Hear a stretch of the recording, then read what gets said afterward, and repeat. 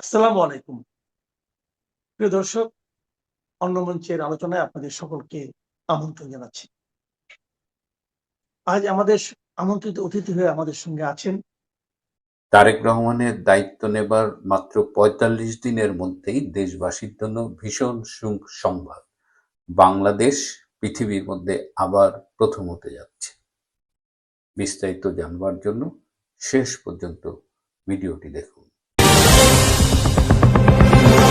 আসসালামু আলাইকুম এবং আদাব।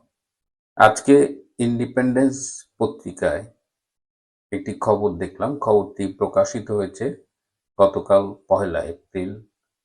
যুক্তরাষ্ট্রের ইন্ডিপেন্ডেন্ট পত্রিকাটা মোটামুটি পৃথিবীর অন্যতম একটা সেরা পত্রিকা। এই পত্রিকা বলেছে যে বাংলাদেশে বর্তমানে যে পরিমাণ তেলের রিজার্ভ আছে, বিশেষ করে ডিজেলের রিজার্ভ আছে, তার হয়তো সর্বোচ্চ ২ সপ্তাহ চলতে পারে এবং পৃথিবীতে প্রথম দেশ হিসেবে বাংলাদেশ তার তেল ফুরিয়ে যেতে পারে, এই আশঙ্কার কথা পত্রিকাটি বলেছে। এবং পত্রিকাটি বাংলাদেশে কর্মরত সরকারি অনেকের রেফারেন্স দিয়েছে, যদিও তাদের নাম প্রকাশ করেনি। এছাড়া বিভিন্ন স্ট্যাটিস্টিক্স দিয়ে দেখিয়ে দিয়েছে যে বাংলাদেশে এই মুহূর্তে ডিজেলের রিজার্ভ কত আছে। একটি সূত্র বলছে ৮০,০০০ টন, আর একটা সূত্র বলছে এটা আরো কম, এবং এভাবে চলতে থাকলে ২ সপ্তাহ পরে আর তেল থাকবে না। কিন্তু বাংলাদেশের যিনি জ্বালানি মন্ত্রী, তিনি কিন্তু বলছেন যে বাংলাদেশের তেলের কোনো সংকট নেই। এমনকি পররাষ্ট্র প্রতিমন্ত্রী শামা ওবায়দ এমপি তিনি সংসদে দাঁড়িয়ে বলেছেন যে বাংলাদেশে তেলের কোনো সংকট নেই। কিন্তু বাংলাদেশে বর্তমানে তেলের কি অবস্থা, এটা একটু আপনাদের আমি দেখাতে চাই। ছোট্ট ছোট কয়েকটা ভিডিও ক্লিপ একটু দেখেন।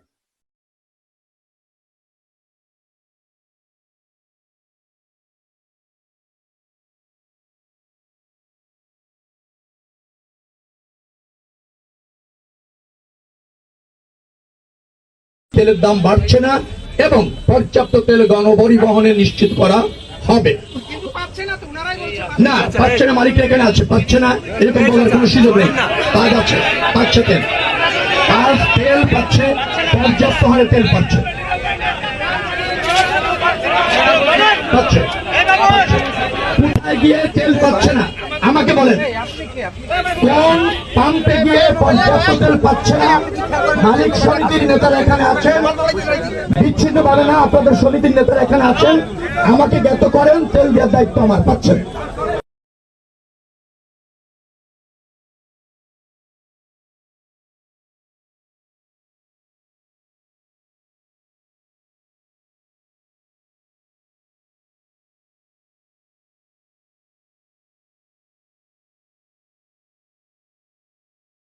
সবচেয়ে মর্মান্তিক একটা ঘটনা যেটা হলো যে তেল না পেয়ে সেই ট্রাক ড্রাইভার পেট্রোল পাম্পের ম্যানেজারের উপর দিয়ে ট্রাক চালিয়ে দিয়েছে এবং বেচারা সেখানেই মৃত্যুবরণ করেছে। মানে পরিস্থিতি কি ভয়াবহ সেটা বোঝাতে এই একটি ঘটনাই যথেষ্ট। এবং যে ছবিগুলো আমরা দেখছি যে অনেকে এখন সারা রাত পেট্রোল পাম্পে শুয়ে থাকছে সামান্য একটু তেল পাওয়ার কারণে, মানে আশায়। এবং এই তেল পাওয়ার প্রক্রিয়াকে আরো জটিল করে দেওয়া হয়েছে, যে এখন ফুয়েল কার্ড সংগ্রহ করতে হবে। এই ডিসির অফিস থেকে অনেক ডকুমেন্ট জমা দিয়ে ফুয়েল কার্ড সংগ্রহ করতে হবে, মানে মরার উপরে খাড়ার গায়ে। এবং ঢাকার যে চিত্রটা আমরা দেখছি, ঢাকার বাইরের চিত্রটা আরো ভয়াবহ। সারা দেশে তেল নেই। এই তেলের সংকটের কারণ কি? অনেকেই বলছেন, বা আমরা জানি যে বিশ্বব্যাপী একটা সংকট দেখা দিয়েছে। এটার কারণ হলো ইরানের সাথে যে ইসরায়েল এবং আমেরিকার যে সংঘাত বা যুদ্ধ চলছে, এর ফলে যে ইরানের নিয়ন্ত্রণাধীন যে হরমুজ প্রণালী সেটা বন্ধ হয়ে গেছে। এবং এই হরমুজ প্রণালী দিয়েই কিন্তু পৃথিবীর প্রায় ২০-২৫% তেল এবং জ্বালানি ট্রান্সপোর্ট হয়। তো বাকি যে ৭৫% জ্বালানি ট্রান্সপোর্ট হয় অন্য অন্য রুটে, সেই রুটের খবর কি? বাংলাদেশের যে তেলটা আসে এরা আসলে হরমুজ প্রণালী হয়ে ওটা ইন্ডিয়ান ওশান হয়ে আসে। সো বাংলাদেশের জন্য এটার 25% না, বাংলাদেশের জন্য হয়তো এটা 90% অর ইভেন মোর। তো ন্যাচারালি বাংলাদেশ এফেক্টেড হয়েছে। কিন্তু ইরান তো বলেছে যে বাংলাদেশের ভেসেলস হরমুজ প্রণালী দিয়ে যেতে পারবে। তাহলে তো অন্য অন্য সারা পৃথিবীর যে সমস্যায় ভুগছে 5টি দেশ, তার মধ্যে বাংলাদেশ একটি, তারা তো হরমুজ প্রণালী ব্যবহার করতে পারবে। তাহলে সমস্যা কেন হচ্ছে? এর আগে যখন 22 সালে রাশিয়া এবং ইউক্রেন যুদ্ধ হয়েছিল এবং তখনও পৃথিবীতে নানামুখী সমস্যা হয়েছিল। ইউক্রেন হলো পৃথিবীর অন্যতম মানে বৃহৎ শস্য ভাণ্ডার, আবার রাশিয়া তেল সরবরাহকারী দেশ। তো এই দুটো দেশ যখন যুদ্ধে লিপ্ত হয় তখন কিন্তু খাদ্য সংকট দেখা দিতে পারে, তেলের সংকট দেখা দিতে পারে, এবং হয়েছে, এবং পৃথিবী তখন অনেক সাফার করেছে। তখন বাংলাদেশে ক্ষমতায় ছিল শেখ হাসিনার সরকার। তখন বিএনপির নেতা মির্জা ফখরুল আলমগীর, আবার আমাদের একজন বুদ্ধিজীবী আছে ডক্টর সলিমুল্লাহ খান, অনেকদিন তার কোনো আওয়াজ পাই না। তো এরা কিন্তু বলেছিল যে হাসিনার ভাবসাব দেখে মনে হচ্ছে যে ইউক্রেন যুদ্ধের ব্যয় বোধহয় বাংলাদেশই বহন করছে, এবং তখন তারা অনেক টিটকারি করছিল। তো আজকে মির্জা ফখরুল আলমগীরকে আমরা জিজ্ঞেস করতে চাই যে আজকে বাংলাদেশের তেলের এই অবস্থা, জ্বালানির খবর আরো ভয়াবহ শুনলাম যে 2.5 গুণ বেশি দাম দিয়ে এই কয়েকদিন আগে কিছু 2 কার্গো সম্ভবত লিকুইড ন্যাচারাল গ্যাস কিনেছে বাংলাদেশ সরকার। তো এরকম মানে বর্তমান যে দাম, আসল দাম, তার চেয়ে 2 গুণ 3 গুণ দামেও জিনিস কিনতেছে তারা, এই গ্যাস কিনতেছে, তেল, তাও তো পাওয়া যাচ্ছে না। তো যাই হোক, মির্জা ফখরুল্লাহ যে বলেছিলেন, এখন এখন আপনারা কি বলবেন? আর ডক্টর সলিমুল্লাহ খান তো হারাই গেছে, আওয়ামী লীগও নাই, সলিমুল্লাহ খানও মাঠে নাই। মানে ডলার খায় আওয়ামী লীগের বিরোধিতা করার জন্য, এখন আওয়ামী লীগ নাই, এখন তার আর এইদিকে তার এখন আর আমরা খোঁজ পাই না। তো এখন কথা হলো যে বাংলাদেশ কেন তেল পাচ্ছে না, এবং ইন্ডিয়ার কাছ থেকে তারা ডিজেল নিচ্ছে, আরো ডিজেল ইন্ডিয়া দিবে। যে ভারত বিরোধী রাজনীতি করে বিএনপি চলে, জামাত চলে, তারা এখন এই ভারতের কাছেই হাত পাততেছে। রাশিয়ার কাছ থেকে অনেকে তেল কিনতেছে, ইন্ডিয়াও রাশিয়ার কাছ থেকে তেল কিনতেছে, এবং ইন্ডিয়া রাশিয়ার কাছ থেকে তেল কিনবে এই ব্যাপারে যুক্তরাষ্ট্র বেশ ছাড় দিয়েছে। বাংলাদেশ কেন রাশিয়ার কাছ থেকে তেল কিনতে পারতেছে না? তারা একটা স্বাধীন দেশ, রাশিয়ার কাছ থেকে তেল কিনবে, তার জন্য তার আমেরিকার পারমিশন দরকার। কারণ এই দাসখত তো আগের ইনু সরকার দিয়ে আসছে, এবং সেই দাসখত যে মানবে সেই ব্যাপারে মুচলেকা তারেক এবং জামাত আগের থেকেই দিয়েছে। সুতরাং ইনুসকে একা আমি দোষ দেব না এই দাসখত দেওয়ার ব্যাপারে। তো অন্যরা সবাই রাশিয়ার থেকে তেল কিনতে পারে, কিন্তু বাংলাদেশ পারে না, এবং we are suffering for that. তো এর আগে 2001 থেকে 2006 সালে যখন বিএনপি জামাত জোট ক্ষমতায় ছিল, তখন কিন্তু বাংলাদেশ দুর্নীতিতে 5 বার চ্যাম্পিয়ন হয়েছে। আর এবার তারেক রহমান ক্ষমতায় এসেই সবার আগে তেল ফুরোচ্ছে যে দেশটা পৃথিবীতে প্রথম, সেই দেশটার নাম বাংলাদেশ। 25শে ডিসেম্বর তিনি দেশে ফিরে বক্তৃতায় একটা চুরি করা স্টেটমেন্ট দিয়েছিলেন, আই হ্যাভ এ প্ল্যান। 1899 সালে একজন ডাচ নেতা ভ্যান লিন্ডে তিনি এটা অনেক আগে বলেছিলেন, সেই আই হ্যাভ এ প্ল্যান। তো সেইটা কপি পেস্ট করে তিনি 25শে ডিসেম্বর বলেছেন, কিন্তু আমরা আজও জানি না যে ভাইয়ার প্ল্যান কি। তার প্ল্যান কি তাহলে? বাংলাদেশকে আবার সেই টেক ব্যাক বাংলাদেশ, মানে পিছনের দিকে নিয়ে যাওয়া, আবার দুর্নীতির মতো নানান আকামে কুকামে প্রথম স্থানের নিয়ে যাওয়া। এবার যেমন এই বাংলাদেশ তেল শেষ হওয়ার দৌড়ে প্রথম হতে যাচ্ছে। ভীষণ লজ্জার বিষয়। আমি জানি না বাংলাদেশের সামনে কি ভবিষ্যৎ অপেক্ষা করছে। আমি এই মুহূর্তে ফিজিতে আছি, রবিবার রাতে অস্ট্রেলিয়া ফিরবো, এবং যে জায়গাগুলোতে অবস্থান করছি সেখানে নেটওয়ার্কের অবস্থা খুব একটা ভালো না। এটা আসলে ছুটি কাটানোর জায়গা। তো আমি গত 2 দিন কোনো এপিসোড করতে পারি না, আজকে বহুত কষ্টে একটা এপিসোড করলাম। আমি চেষ্টা করবো, আর যদি না পারি সোমবার থেকে ইনশাল্লাহ আবার রেগুলার হয়ে যাব। আমার দেশের বাড়ি বগুড়া। আমি তো ভাবছিলাম যে বিএনপি ক্ষমতা আসলে আমরা ভালো থাকবো, এখন তো আমি না খেয়ে আছি। আওয়ামী লীগ সবাই বলতাম স্বৈরাচার, কিন্তু এখন কি অবস্থা? এখন তখন তো খাইছি, এখন তো না খেয়ে বসে রয়েছি। প্রত্যেকটা পাম্পে খোঁজ নিয়ে দেখেন তেল আছে, প্রাইভেট ভাবে রাতের বেলা তেল দিচ্ছে। দেশের অবস্থা ভালো না, দেশ ভালো চলছে না। সরকারের মন্ত্রী প্রতিমন্ত্রীরা সংসদে দাঁড়িয়ে পর্যন্ত বলছে যে দেশে নাকি তেলের কোনো সংকট নেই, যথেষ্ট মজুদ আছে। অথচ সংবাদ মাধ্যমে প্রকাশিত বাস্তবতা বলছে ভিন্ন কথা। করোনা কালের মতো সংকটে পড়তে যাচ্ছে বাংলাদেশ। বন্ধ হয়ে যেতে পারে শিক্ষা প্রতিষ্ঠান, সীমিত করা হতে পারে কর্মদিবস। অথচ শোনা যাচ্ছে প্রধানমন্ত্রী তারেক রহমান সেনাপ্রধান জেনারেল ওয়াকারুজ্জামানকে আমেরিকা পাঠিয়েছেন যুক্তরাষ্ট্র থেকে অস্ত্র ক্রয়ের জন্য। সরকারের তেল নাই, কিন্তু যুক্তরাষ্ট্র থেকে অস্ত্র কেনার ঝোল আছে, বলতেই হবে।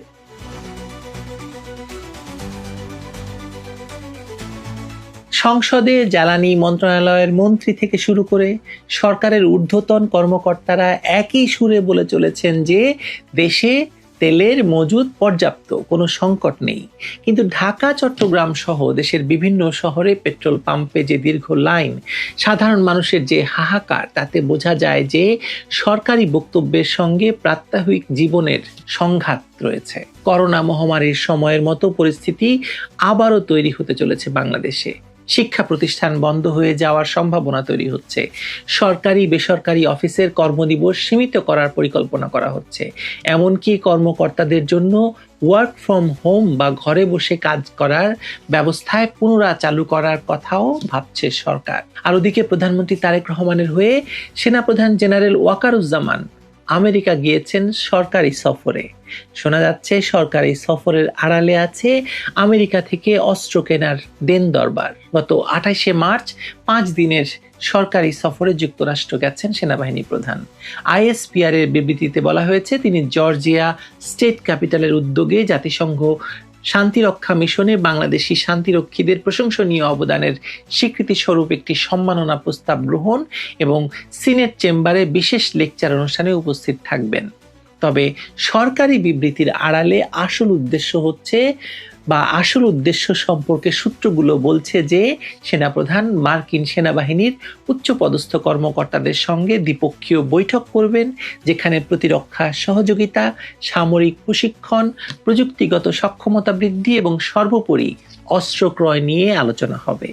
এবং সেই যে মার্কিন যুক্তরাষ্ট্রের ইন্দো প্যাসিফিক স্ট্র্যাটেজি সংক্রান্ত কয়েকটি চুক্তি, বিশেষ করে প্রতিরক্ষা সরঞ্জাম ক্রয়ের চুক্তি করার জন্য প্রেসিডেন্ট ট্রাম্পের সেই নির্দেশনামূলক চিঠিটি, যা তারেক রহমানকে নতুন প্রধানমন্ত্রী হিসাবে অভিনন্দন জানানোর সঙ্গে সঙ্গে পাঠানো হয়েছিল, সেটা বাস্তবায়নই কি জেনারেল ওয়াকারের এই সফরের মূল উদ্দেশ্য কিনা, সে আলোচনা এখন জোরে সোরে চলছে।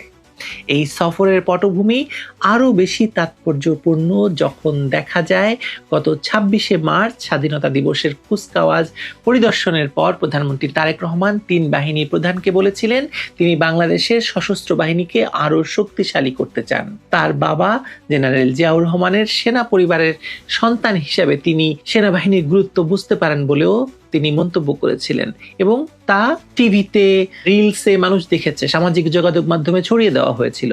তার মানে এটার পেছনে একটা উদ্দেশ্য আছে। তারেক রহমানের এই বক্তব্যের মাত্র কয়েকদিন পরেই সেনাপ্রধানের যুক্তরাষ্ট্র সফর নিঃসন্দেহে একটি কৌশলগত প্রতিরক্ষা সম্পর্ক উন্নয়নের দিকে ইঙ্গিত বহন করে। মার্কিন প্রেসিডেন্ট ডোনাল্ড ট্রাম্প প্রধানমন্ত্রী তারেক রহমানকে শুভেচ্ছা বার্তায় যা বলেছিলেন তা এই সফরের উদ্দেশ্য সম্পর্কে আরও স্পষ্ট ধারণা দেয়। ট্রাম্প স্পষ্ট করে জানিয়েছিলেন তিনি খুশি হবেন বাংলাদেশের নতুন সরকার আমেরিকার অস্ত্র কিনলে। ট্রাম্পের এই ইচ্ছা পূরণের জন্যই তারেক রহমান সেনাপ্রধানকে আমেরিকা পাঠিয়েছেন বলে রাজনৈতিক পর্যবেক্ষকদের ধারণা। 2024 সালের অক্টোবরে অন্তর্বর্তী সরকারের সময়েও সেনাপ্রধান ওয়াকারুজ্জামান 5 দিনের সফরে যুক্তরাষ্ট্র গিয়েছিলেন। এবার তারেক রহমানের সরকার গঠনের পর এই সফরকে দক্ষিণ এশিয়ায় মার্কিন প্রভাব বলয় জোরদার করার কূটনৈতিক চেষ্টা হিসাবে দেখা হচ্ছে। অন্যদিকে দেশের অভ্যন্তরীণ পরিস্থিতি ক্রমেই ভঙ্গুর হয়ে পড়ছে। মধ্যপ্রাচ্যে ইরান ইসরায়েল উত্তেজনা এবং হরমুজ প্রণালী বন্ধের ঘোষণার পর বিশ্ব জ্বালানি বাজারে যে অস্থিরতা তৈরি হয়েছে তার সরাসরি প্রভাব পড়তে শুরু করেছে বাংলাদেশে। বাংলাদেশের 62% জ্বালানি আমদানি নির্ভর। হরমুজ প্রণালী তেল এবং এলএনজি পরিবহনের জন্য অত্যন্ত গুরুত্বপূর্ণ পথ। এই প্রণালীতে যে কোনো বিঘ্ন বাংলাদেশের মতো আমদানি নির্ভর দেশের উপর মারাত্মক প্রভাব ফেলে। সাম্প্রতিক সপ্তাহগুলোতে সরবরাহ সংকটের কারণে বাংলাদেশ দীর্ঘমেয়াদী চুক্তির আওতায় আমদানি কমিয়ে স্পট মার্কেট বা খোলা বাজার থেকে জ্বালানি কিনতে বাধ্য হচ্ছে, যেখানে দাম অনেক বেশি। যুদ্ধের কারণে পর্যাপ্ত পরিমাণ জ্বালানি নিশ্চিত করাও কঠিন হয়ে পড়েছে। এই পরিস্থিতিতে সরকার ইতিমধ্যে একগুচ্ছ কৃচ্ছ সাধনমূলক পদক্ষেপ নেওয়ার পরিকল্পনা করছে। মন্ত্রিপরিষদ বিভাগ এবং প্রধানমন্ত্রীর কার্যালয় সূত্রে জানা গেছে যে সব সরকারি সংস্থাকে জ্বালানি সাশ্রয়ের বিষয়ে নিজস্ব প্রস্তাব তৈরি করতে বলা হয়েছে। আগামী মন্ত্রিসভা বৈঠকে এসব প্রস্তাবনা উপস্থাপন করা হবে। আলোচনায় থাকা পদক্ষেপগুলোর মধ্যে সাপ্তাহিক ছুটিতে বাড়তি একদিন যোগ করা, কর্মকর্তাদের সপ্তাহে 2 দিন ঘরে বসে কাজ করার সুযোগ দেওয়া, অফিসের কাজ দ্রুত শুরু করা বা কাজের মোট সময় কমিয়ে আনা এবং বিদ্যুৎ খরচ কমাতে শিক্ষা প্রতিষ্ঠানগুলোতে সপ্তাহের অর্ধেক ক্লাস অনলাইনে নেওয়ার প্রস্তাব রয়েছে। গত 29শে মার্চ সরকারি কর্মচারীদের জন্য 11টি বিশেষ নির্দেশনা জারি করেছে জনপ্রশাসন মন্ত্রণালয়। নির্দেশনায় দিনের বেলা প্রাকৃতিক আলোর ব্যবহার, এসির তাপমাত্রা 25 ডিগ্রি সেলসিয়াস বা তার উপরে রাখা, ব্যবহার না করলে বৈদ্যুতিক সরঞ্জাম বন্ধ রাখা, অপ্রয়োজনীয় আলোকসজ্জা পরিহার করা এবং বিদ্যুতের দক্ষ ব্যবহার নিশ্চিত করতে বলা হয়েছে। প্রতিটি অফিসে এই নিয়মগুলো তদারকি করতে সরকার একটি ভিজিলেন্স টিম বা নজরদারি দল গঠন করবে বলেও জানা গেছে। জ্বালানি সাশ্রয়ের পাশাপাশি বৈদেশিক মুদ্রার রিজার্ভের উপর চাপ কমাতেও বিশেষ নজর দেওয়ার কথা বলেছে সরকার। অপ্রয়োজনীয় সরকারি ঋণ পরিহার করা এবং কর্মকর্তাদের বিদেশ ভ্রমণে কঠোর বিধিনিষেধ আরোপের প্রস্তাবও টেবিলে রয়েছে। ওয়াকারের বাইরে ইরান এবং ইসরায়েলের মধ্যে চলমান উত্তেজনার প্রেক্ষাপটে আপাতত 3 মাসের একটি স্বল্পমেয়াদী পরিকল্পনা করা হচ্ছে। তবে পরিস্থিতি আরও জটিল হলে মধ্য এবং দীর্ঘমেয়াদী কৌশলে যাবে সরকার। বাংলাদেশ বিদ্যুৎ উন্নয়ন বোর্ডের সদস্য মোহাম্মদ জহুরুল ইসলাম স্বীকার করেছেন, পেট্রোবাংলা সতর্ক করেছে যে আগামী মাসগুলোতে গ্যাস সরবরাহ কমতে পারে, যা বিদ্যুৎ উৎপাদনে প্রভাব ফেলবে। এই পরিস্থিতিতে বিদ্যুৎ খাত ফার্নেস অয়েলের মতো ব্যয়বহুল বিকল্পের উপর নির্ভর করছে। পাশাপাশি দেশের সীমিত শোধন ক্ষমতার কারণে বেশি দামে পরিশোধিত জ্বালানি কিনতে হচ্ছে। এমন সংকটময় মুহূর্ত যখন দেশ জ্বালানি সংকটে নাকাল, সরকারের একাংশ সংসদে কোনো সংকট নেই বলে দাবি করছে, তখন প্রধানমন্ত্রী তারেক রহমানের সেনাপ্রধানকে মার্কিন অস্ত্র ক্রয়ের আলোচনায় পাঠানো নিশ্চয়ই আলোচনার দাবি রাখে, তাই না? এই সফর অবশ্য এটাও নির্দেশ করে যে অর্থনৈতিক সংকট মোকাবেলার চেয়ে সামরিক শক্তি বৃদ্ধিতে সরকারের অগ্রাধিকার বেশি। ট্রাম্প প্রশাসনের সঙ্গে সম্পর্ক জোরদার করার এই কূটনৈতিক তৎপরতা বাংলাদেশের ভূরাজনৈতিক অবস্থানকে নতুন মেরুকরণের দিকে নিয়ে যাচ্ছে। বিশেষ করে চীন এবং ভারতের সঙ্গে সম্পর্কের ব্যাপারে এই সেনাপ্রধানের আমেরিকা সফর নিশ্চয়ই কোনো পূর্ণ বদল আনতে পারে আমি বলে মনে করছি আমি। অন্যদিকে দেশের ভেতরে জ্বালানি সংকট তীব্রতর হচ্ছে, সাধারণ মানুষের জীবনযাত্রা ব্যাহত হচ্ছে, সরকারি অফিস আদালতে কৃচ্ছ সাধনের পরিকল্পনা করা হচ্ছে। তেলের দাম বৃদ্ধি, লোডশেডিং, পরিবহন সংকট, এসবের মোকাবেলা করতে গিয়ে মধ্যবিত্ত এবং নিম্ন আয়ের মানুষের জীবন দুর্বিষহ হয়ে উঠবে। তেলের দাম বৃদ্ধি, লোডশেডিং, পরিবহন সংকট, এসব মোকাবেলায় মধ্যবিত্ত এবং নিম্ন আয়ের মানুষের জীবন দুর্বিষহ হয়ে উঠছে। আর এমন সময়ে সেনাপ্রধানের যুক্তরাষ্ট্র সফর এবং সম্ভাব্য অস্ত্র ক্রয় চুক্তি প্রশ্ন তুলছে যে সরকারের অগ্রাধিকার আসলে কিসে। দেশে তেল নেই, বিদ্যুৎ নেই, গ্যাস নেই, কিন্তু ঝোল আছে। সেই ঝোলেই ভাসছে বাংলাদেশের নতুন রাজনৈতিক অর্থনৈতিক বাস্তবতা, যেখানে বেসামরিক চাহিদার চেয়ে সামরিক সম্প্রসারণই বেশি গুরুত্ব পাচ্ছে। বাংলাদেশ কি কারোর সঙ্গে যুদ্ধ চালাতে চাচ্ছে? নাহলে এত অস্ত্র কেন কেনা হচ্ছে? আপনারা জানেন, আমি এক ভিডিও করেছিলাম যে ডক্টর ইউনূসের অবৈধ সরকারের আমলে 3 বাহিনী মিলে দেদারসে অস্ত্র কিনেছে বিভিন্ন দেশ থেকে, চায়না থেকে, আমেরিকা থেকে, তুরস্ক থেকে, বিভিন্ন দেশ থেকে। তাতেও পেট ভরেনি, আরো অস্ত্র কেনার জন্য আমেরিকা গেছে। বাংলাদেশের গণতান্ত্রিক এবং অর্থনৈতিক ভবিষ্যৎ এই অস্ত্র ক্রয় যে কতটা ঝুঁকিপূর্ণ করে তুলছে তা সময়ই বলে দেবে। তবে এটুকু এখনো স্পষ্ট যে সরকারের পক্ষে আর কোনো সংকট নেই বলেই সাধারণ মানুষকে বোঝানো সম্ভব হচ্ছে না। সাধারণ মানুষ ঠিকই বুঝতে পারছে, কারণ তার জীবনের সংকট চলে এসেছে। চোখের সামনে সংকট শুধু দেখছে না, মানুষ নিজের জীবন দিয়ে উপলব্ধি করছে। আর এই সময়ে একটি সরকার যাকে বসিয়ে দেওয়া হয়েছে নির্বাচনের নামে, তারা অস্ত্র কিনছে। জেনারেল ওয়াকার অস্ত্র কিনতে আমেরিকায় গেছেন। ভালো থাকবেন সবাই।